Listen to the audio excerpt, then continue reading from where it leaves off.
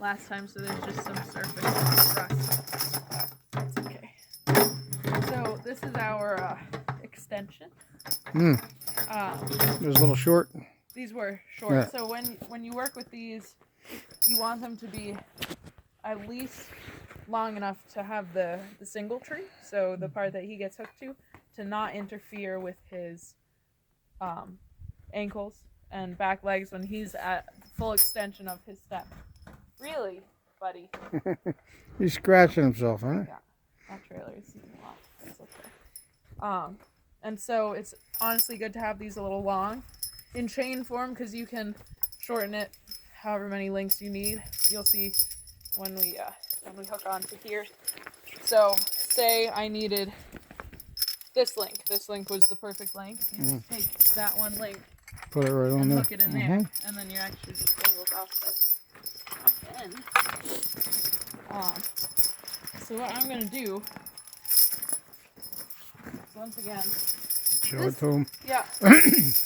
Anything noisy, let him hear it. Yeah, let him hear it, and it can also turn into a ground exercise. Start your day if he's unsure about a chain or a tarp or a towel. Start your day, instead of rubbing him down with your hands, rub him down with the get him comfortable. Whatever object. So the first day you might only make it to his not so sensitive spots before you start to put it under his belly, and he gets all nervous. And if he's really nervous, go just until he stops being as nervous, and then take it away and revisit it the next day. You never want to push them to the point where they don't feel like they're being successful. But you can see he's really calm about this. So I'm going to put this over his back, which if the rest of this was chain, it would stay there. Stay there, yeah. A lot easier. Yeah. And so this yoke too, these rings are, I'm not sure if you guys have gotten one or not. They're set up for a breaching system, so like a harness basically. So right there, he was threatening to poke me with his horn. Yeah.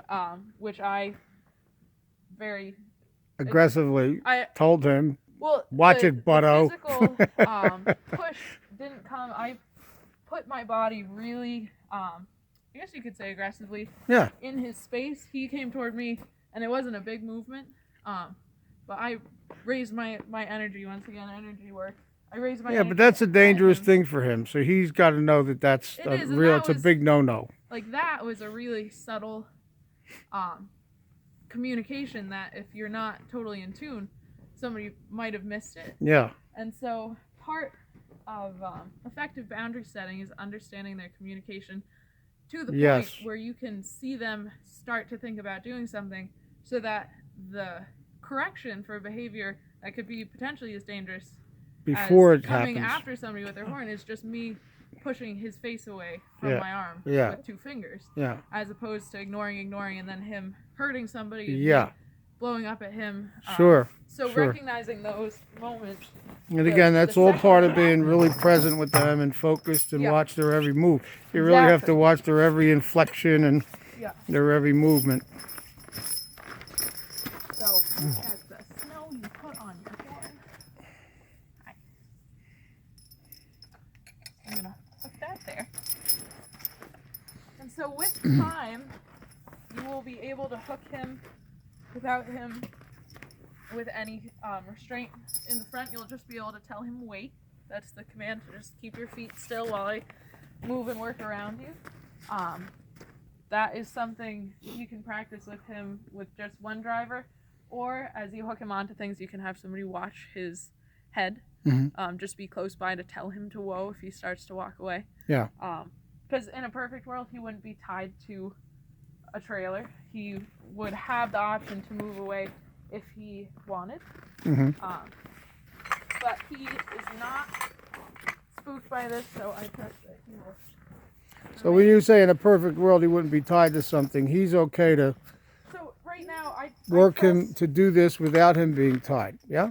Or not? Yeah, so if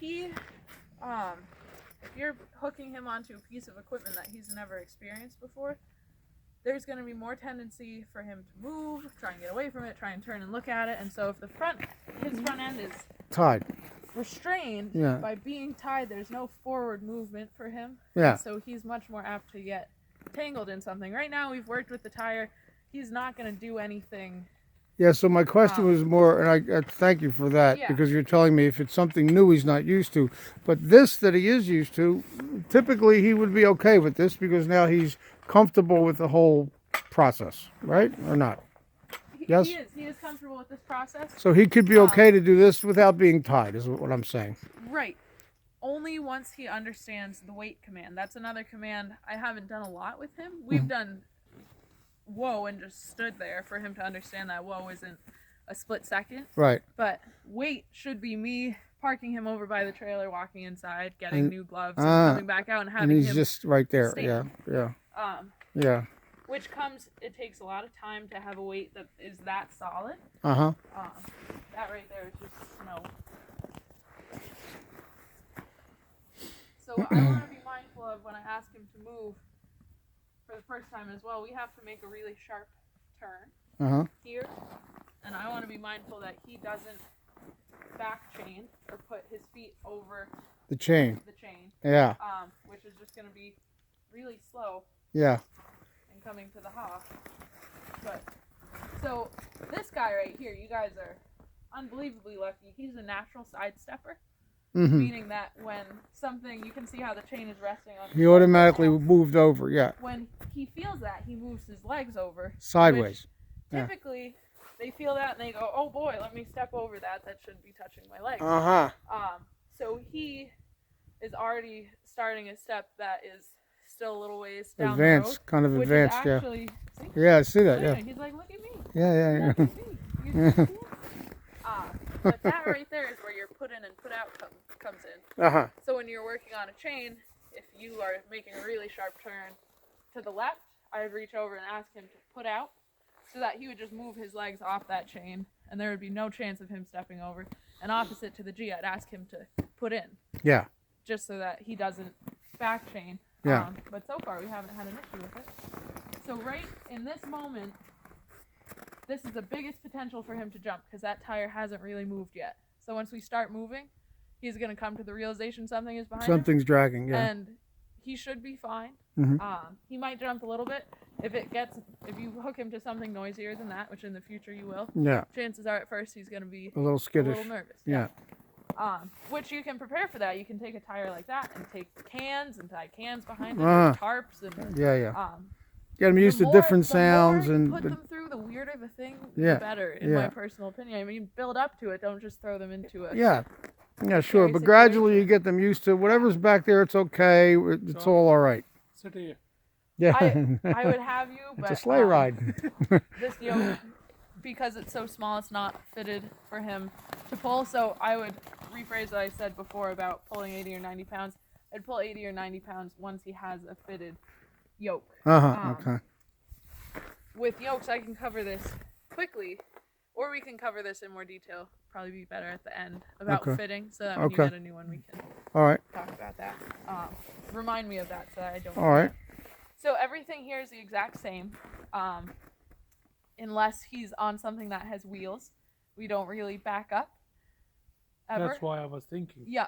The only time I'll ask him to take a step back if he's pulling something really heavy and I woe him and there's no slack in the chain, I'm going to ask him to take a step back so his yoke can relax. Sure.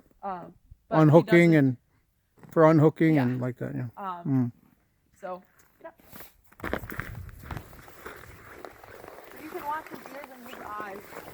He's looking at it over on his right now.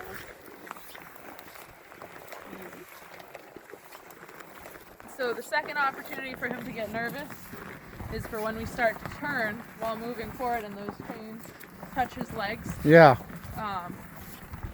So you just always have to be mindful when they're starting out with anything new as you introduce each foreign thing. So the first one was the tire moving, the second one now is the chain moving against him. As you introduce those things, you just have to be ready for any reaction. He really had a minimal reaction. He acknowledged it, but he's also still where he needs to be behind me. And you can see when I started out, I had this just in case. Whoa. I never pulled on it. I never did anything. So now that I know he's with you. Yep. I'm gonna ask him forward. He's really good. He is, He yeah. really is, yeah.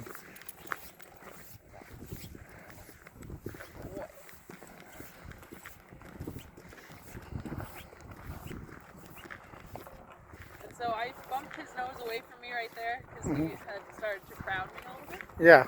which I don't want. Yeah.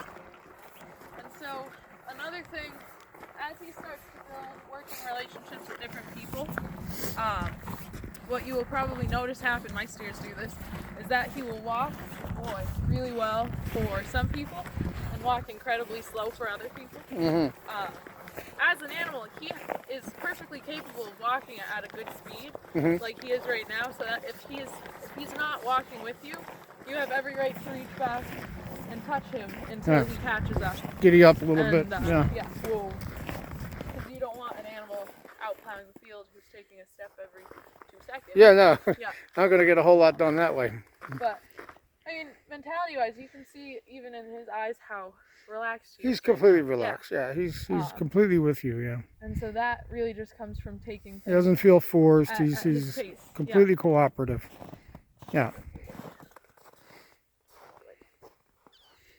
There you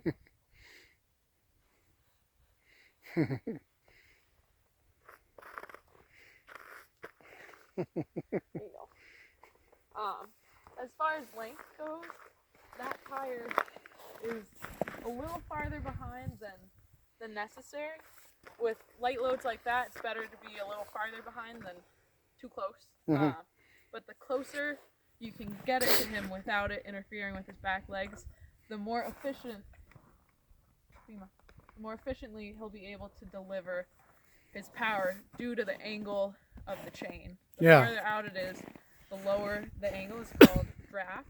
The lower the draft is, the more the leverage. steeper it is, he's picking it up. Yeah. As opposed to forward. Yeah. Gotcha. Yeah. It's leverage. It is. Yeah, it all comes down to leverage. And it's something really heavy. Well, you'll do, this comes to kind of the second side of sidestepping, where you teach them set over Ha or set over G, which is moving their front end independently from their back end, as opposed like to the put in and put out. Yeah. So if I would ask him to set over Ha, I would tell him, just like that, that was perfect. Good boy. So you can see his back feet didn't move yeah. at all. Yeah. He's pivoting. To do maybe 2 steps that way, so that the load would be straight and Bima would be here, not excessively off to the side, but enough where when he delivered his power, it would swing the front of the load and actually start a momentum to the side, which is a lot easier than forward. And so by moving the load already, by the time he goes forward, it's a lot less work than pulling all of it at once. So that's just called cutting the load. That's I see. Yeah, cutting the drag on the load, right? Yeah. So with this, when you practice with this, what would be really beneficial, all we've been doing really up to this point is getting him accustomed to the noise and the feel of a tire. If you set up an obstacle course at home with different turns and like makeshift bridges, which is just 2 planks on the ground, to give yourself goals and boundaries of how and where he should move. Yeah. That will help him and you guys adjust to other circumstances. Adjust to other circumstances, and also learn how to turn, how to position. Because so I'm just gonna keep after that, but there we go. Whoa. You still have your 2 o'clock? What time is it? 1. Yeah, I don't know how far it is, and I know we still have to load him. It's like a 20-minute drive. It's all. Okay. We're pretty much almost done here. Yeah. No, I just wanted to. I didn't want to make you late. Yeah. But. Really good, very professional, and very gracious in teaching us. I appreciate it. Yeah, I love teaching. Yeah, I see that. Yeah. So he just dropped his head a little bit, and so if he's not gonna pick it up, there we go. So you can see him start to move off to the right when I started asking him to do that. He's like, I don't really. Yeah, right. So it's resistance. Picked up his head and just asked him to come on back. Yeah. Hi. Praise is always really important. Yeah. He likes it. Yeah, he does. His eyes half closed, and he's kind of like in La La Land. Yeah. I think his mother is very sweet. Is she? She's yeah. the smartest. So disposition-wise, it sounds like you guys had a good start from the beginning, because it is definitely genetic. Yeah. It's surprising how much that carries down. Yeah, she's a real sweetheart. Yeah. Yeah, she's good. Yeah. All right, head back or? Sure, and then we'll talk about the yolk, Yes. and then I think we'll call it. Oh my gosh, I know you're sweet. Okay. So I'm gonna move him forward because he's still learning how to walk on a chain. Or when I say on a chain, with the traces along his sides. Right. We want to give him plenty of room to turn. The Yeah. wider the turn, the less pressure that chain is going to put on his outside. Sure, got that.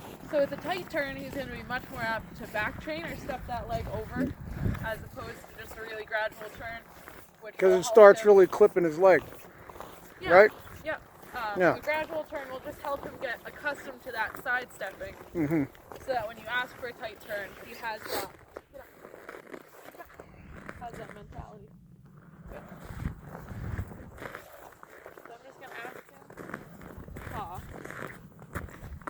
So you see me a lot when I start to turn, especially pulling something. I'll be looking for my animal through my surroundings to plan ahead. So you saw his ear right there, and he was bent to the outside. Yeah. Because he was looking at that tire. Yeah.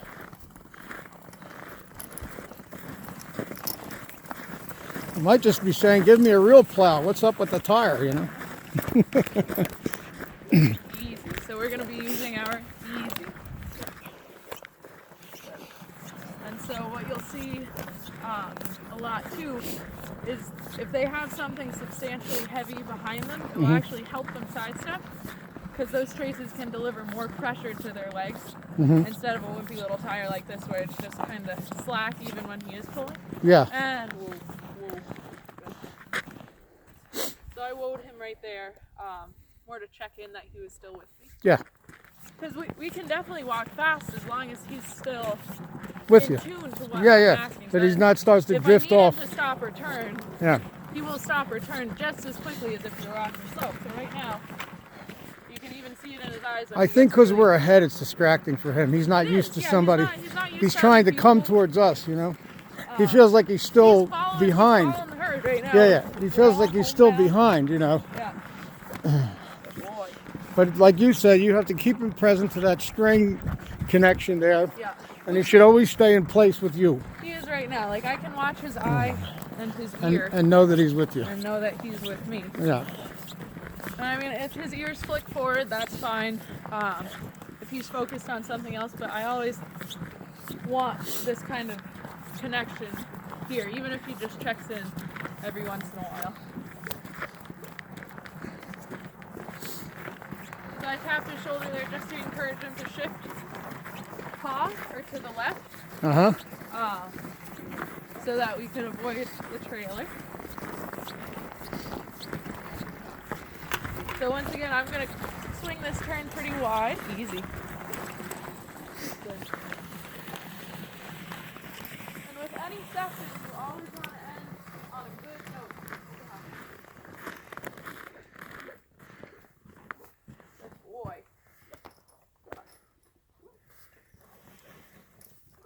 So he's thinking about something over there, so I'm just going to keep asking. Yep. Good. Whoa. And he knows you want to tie him. Yeah. I mean, so he's resisting that a little bit just now. So, like you say, you just you be persistent. Yeah, he was distracted by something over yonder. But when I was saying in the beginning about a home base, Yeah, he knows where the they'll barn learn, is. too, where their home base is. Like my horses, if we pass the trailer, their first instinct is to go to the trailer. Yeah, Because that's just where they go. Yeah, it's their home. That's just their Comfortable spot. And so what we're going to do right here, I'm just going to cover really quickly some load safety. So say he was out in the field and you just backed him up a step so you could unhook from your plow. Right. Um, Just went